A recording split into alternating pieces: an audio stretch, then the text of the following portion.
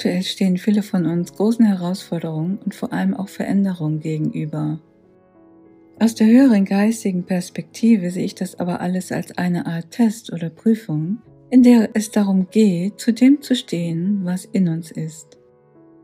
Ist in uns zum Beispiel ein Nein bestimmten Maßnahmen gegenüber, dann heißt das, dass wir dieses Nein nach außen hin auch leben. Und zwar ohne Widerstand, ohne Frust oder Ärger, sondern einfach nur konsequent dazu zu stehen und darauf zu vertrauen, dass uns ganz neue Wege offenbart werden, die es nun gilt zu beschreiten.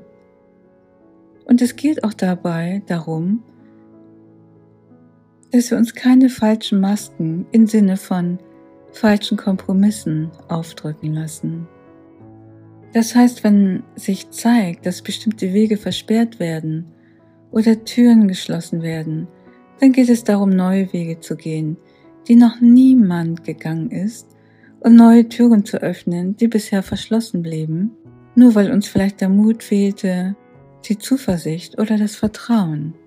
Jetzt ist die Zeit, in der wir unübersehbar dazu aufgerufen werden, die alten, ausgetretenen und ungesunden Pfade des Mainstreams zu verlassen, um ganz neue Horizonte zu entdecken. Und das mag uns sicher an der einen oder anderen Stelle nicht so leicht erscheinen und viele fühlen sich vielleicht sogar resigniert oder gar unglücklich. Aber auch das ist eine Situation, die wir als eine Art Prüfung erkennen können.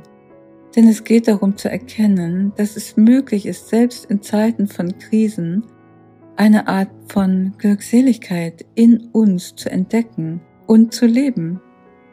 Zu erkennen, dass das unsere wahrhaftige Natur ist und dass diese Glückseligkeit, die innere Glückseligkeit, Basis von allem ist. Die Glückseligkeit in uns zu finden, ist sozusagen ein Grundstein für ein erfülltes Leben. Und wenn wir diesen Grundstein gefunden haben, dann können wir ein glückliches Leben führen, unabhängig von den äußeren Umständen. Und darum geht es aktuell. Das ist die Lektion, in der wir uns gerade befinden. Ich habe eine Meditation für genau diese Lektion der Glückseligkeit erstellt und ein paar Abschnitte daraus habe ich an dem Buch von Diana Cooper, Aufstieg von Erde und Menschheit, angelehnt. Die Einleitung, die stelle ich hier im Anschluss bei YouTube online.